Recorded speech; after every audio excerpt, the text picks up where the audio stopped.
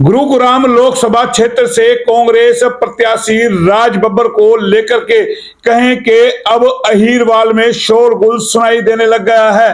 कल जैसे ही राज बब्बर ने अहीरवाल के रेवाड़ी में कैप्टन हाउस में एंट्री की, उसके बाद कहें कि तमाम नेता सक्रिय हो गए हैं और इसी कड़ी में नाम जुड़ गए हैं डॉक्टर एमएल रंगा का। उन्होंने भी कहें राज बब्बर के लिए अपने कार्यक्रम तैयार कर लिए हैं। तो सीधा उन्हीं से एक बार जानेंगे किस तरह की रूपरेखा बनाई है इन्होंने। सीधा एक बार, जो डॉक्टर एमएल रंगा है, पूर्व मंत्री है, लगातार बावल के अंदर सक्रिय है, तो सीधा जानते हैं किस तरह की तैयारियां हैं राज बब्बर के चुनाव को लेकर के।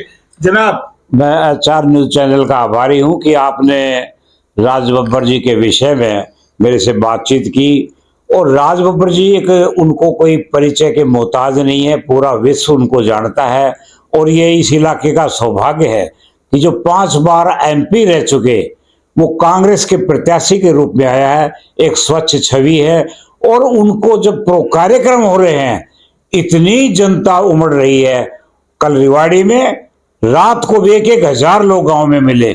उसी कड़ी में हमने बावड़ में तैयारी कर रहे हैं लगातार। और बावड़ में राज बब्बर जी 10 तारीख को आ रहे हैं और बड़ी तैयारियां हर गांव में ढोल धमाके के साथ, डीजे के साथ, लोगों में भारी उत्साह, मोटरसाइकिलों के काफिले के साथ उनको रिसीव किया जाएगा। और वो एक साफ इमेज लेकर के आए हैं। वो कहते हैं कि मेरा तो ये है कि मैंने काम करना और मैं आपके घरों में आना जाना गांव में मेरा लगातार रहेगा। मैं बाहरी नहीं हूं, मैं आपके बीच में से ही हूं। और मेरे बहन, मेरे भाई सब यहीं के रहने वाले हैं, इसलिए ये आरोप मेरे पास कोई ना लगाए। मैं आपका भाई हूं, परिवार का सदस्य हूं और रहूंगा। उसी कड़ी में हमने 10 तारीख को पूरे 12वें विधानसभा क्षेत्र का एक ऐसा धुआंधार कार्यक्रम रखा है, बेहतरीन।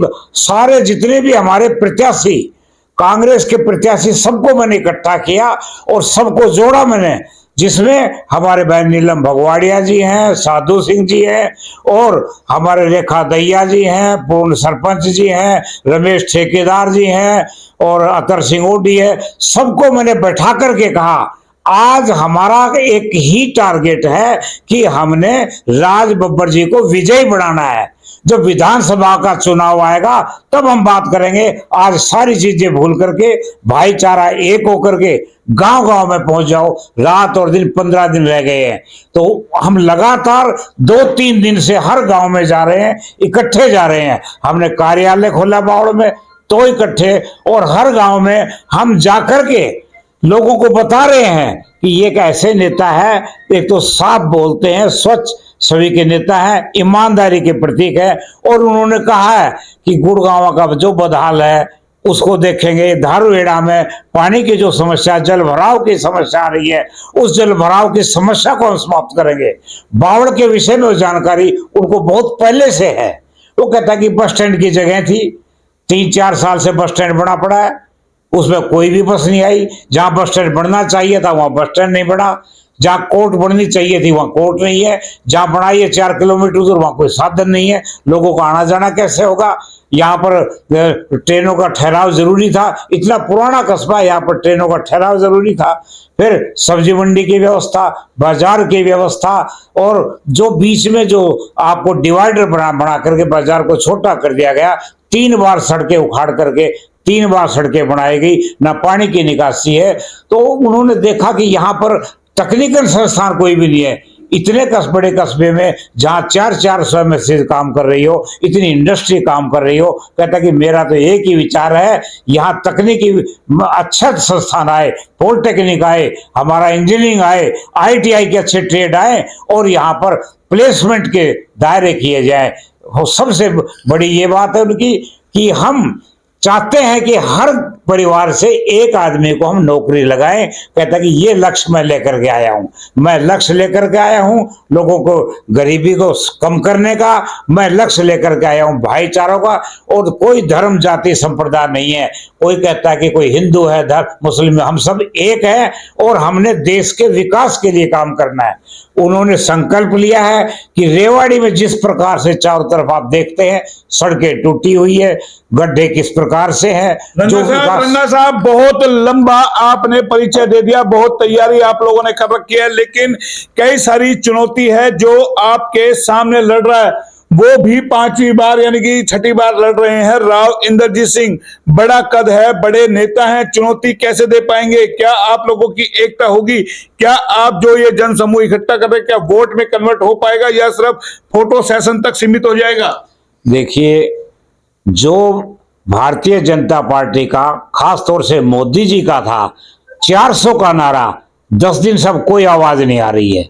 400 का नारा तो समाप्त हो चुका है। आपने देखा चंडीगढ़ में 34 सीट वोटें थी, उनमें भी गड़बड़ी की। कहां नहीं गड़बड़ी हो रही है? और अब सच तो यह है कि भारतीय कैंडिडेट की बात नहीं आ रही, अब तो यह है कि कांग्रेस की बात आ रही है। आज मोदी जी ने जिस तरीके से बयान दिया कि भाई कांग्रेस ने जो राहुल गांधी है, शहजादे हैं, कल तक अडानी अंबानी का नाम लेकर के आरोप लगाते थे, क्या अब उनके पास ट्रैक्टर जो टेम्पो भर भर के नोट आ गया, काला धन का उन्होंने जिक्र किया, उसको किस तरीके से देखते हैं? क्या अडानी अंबानी को निशाना साध दिया? देखिए, 10 साल पहले जो वायदे किए थे 15 लाख हम खाते में देंगे और काले धन को वापिस ले आएंगे, रोजगार प्रदान करेंगे, गरीबी मिटाएंगे, भ्रष्टाचार समाप्त करेंगे और निजीकरण को समाप्त करेंगे, ये सारी चीजों में से एक भी नहीं हो पाया। लोगों ने इनको पहले 5 साल बढ़ाया, दोबारा बढ़ाया, अब सब ये कह गए कि भारतीय जनता पार्टी से कोई कैसा भी कैंडिडेट आए इनका मन उब चुका है। एक आप लोग नारा लगा रहे हैं कि कह रहे हैं कि भाई जो भाजपा ने 400 पार का नारा लगाया वो संविधान बदलने के लिए लगाया, आरक्षण खत्म करने के लिए लगाया है। आप लोग कह रहे हो हम संविधान बचाने के लिए लड़ रहे हैं, आरक्षण के बचाने के लिए लड़ रहे हैं संविधान को, तो किस तरीके से ये पूरा मैनिफेस्टो केंद्र में आ गया? आपको क्या लगता है? मैं जहां भी जाता हूं 400 की क्यों बात की जाती है, 400 पार की क्यों की जाती है, 399 की क्यों नहीं जीत जाती, 390 की क्यों नहीं की जाती? क्योंकि 400 आने से संविधान को बदलने की पावर आ जाती है। और हम कांग्रेसियों ने ये संकल्प लिया है कि हम ना तो 400 आने देंगे और हम इनको जीतने के भी नहीं देंगे। लेकिन वो तो आप पे आरोप लगा रहे हैं ना, आप उनका मंगलसूत्र ले जाएंगे, उनकी भैंस ले जाएंगे, ये चीजें दूसरी है। लेकिन ऐसे संविधान बचे, जब संविधान बचेगा तभी तो हम रहेंगे। नहीं, आरोप तो आप लोगों पे लग रहे हैं ना कि अगर कांग्रेस आ गई तो आपका मकान छीन लेगी, मुस्लिम लीग की उसमें मैनिफेस्टो के अंदर है, आपके सामान ले जाएगी, आपका मकान ले लेगी, 2 मकानों का, आपकी भैंस ले जाएगी, तमाम चीजें किस तरीके से? वो तमाम चीजों को तोड़ मरोड़ कर पेश कर रहे हैं। ये वही हरियाणा है जहां चौधरी भूपेंद्र सिंह हुड्डा ने 3.5 लाख गरीब परिवारों को प्लाट दिया था। क्या 10 साल में कोई प्लाट किसी को मिला? क्या 10 साल में किसी को रोजगार मिला? क्या 10 साल में महंगाई कम हुई? तो लोग आप धरातल को देख रहे हैं, लोग पार्टी को बहुत देख रहे हैं। अब सवाल राज बब्बर का है, सवाल उठता है राज बब्बर को गांव गलियों का पता है, क्या मांडैया का पता है, क्या बावल का पता है, ढोकी का पता है? ये सब चीजें कैसे अब दूर कर पाएंगे? देखिए, राज बब्बर की जो कद है इतना ऊंचा है, लोग उनकी बातों पर विश्वास करने लगे हैं और कांग्रेस पर विश्वास करने लगे हैं। सच तो यह है, जिस मोदी का सहारा लेकर ये भारतीय जनता पार्टी जीतती आई है, अब वो सहारा काम नहीं करेगा। क्या लगता है मोदी का ओरा खत्म हो गया? बिल्कुल खत्म हो चुका है। आज के दिन तो आम जनता में जाइए, गांव में जाइए, वही आपको बताएंगे भाई मोदी को नहीं देंगे। तो नाराजगी क्यों है? ऐसी क्या नाराजगी यही है कि जो वायदे किए थे क्या उनमें से पूरे किए हैं? पीछे पुलवामा के नाम से लिया, अब किस नाम से ले रहे हैं?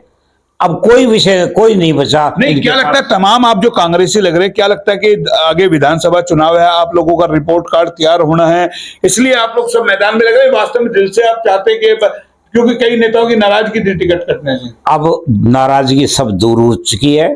आपने देख लिया कि हरियाणा की बीजेपी सरकार अल्पमत में आ चुकी है। कल ही 3-4 विधायक छोड़ के चले गए, 1-2 और छोड़कर चले जाएंगे। तो नैतिकता के आधार पर तो ये है कि हमारे नायब सैनी जो मुख्यमंत्री जी हैं उनको नैतिकता के आधार पर त्याग पत्र दे देना चाहिए और हमारे राष्ट्रपति महोदया को भी चाहिए कि यहाँ राष्ट्रपति शासन लगाया जाए। क्योंकि अब ये हो गया कि लोगों को पता लग गया कि भारतीय जनता पार्टी नहीं आनी है, इसलिए कांग्रेस की तरफ रुझान बढ़ रहा है। और अगर आज चुनाव हो जाए आपको भारतीय जनता पार्टी कहीं दिखाई नहीं देगी। नहीं देगी। ये थे डॉक्टर ML रंगा जी, जो बड़े उत्साहित नजर आ रहे हैं। और 10 तारीख को किस तरीके से राज बब्बर के चुनाव को अपने रंग में रंग देंगे, और बावल विधानसभा क्षेत्र है वहां पूरा जय जयकार ML रंगा का होगा। और कहीं ना कहीं जो राज बब्बर का चुनाव है रंगा के रंग में पूरी तरीके से रंग जाएगा। देखना यह है 10 तारीख को जो ये कार्यक्रम आयोजित किए गए हैं, किस तरीके से वहां राज बब्बर जो कांग्रेस के प्रत्याशी हैं उनको जिताने के लिए जी तोड़ मेहनत करते हैं, कितना कुछ करते हैं, वो तस्वीर आएगी 10 तारीख को सामने।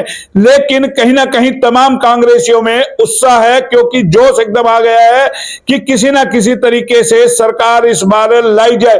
फिलहाल इतना ही। कैमरा पर्सन पंकज के साथ मोहन लाल, HR न्यूज रेवाड़ी।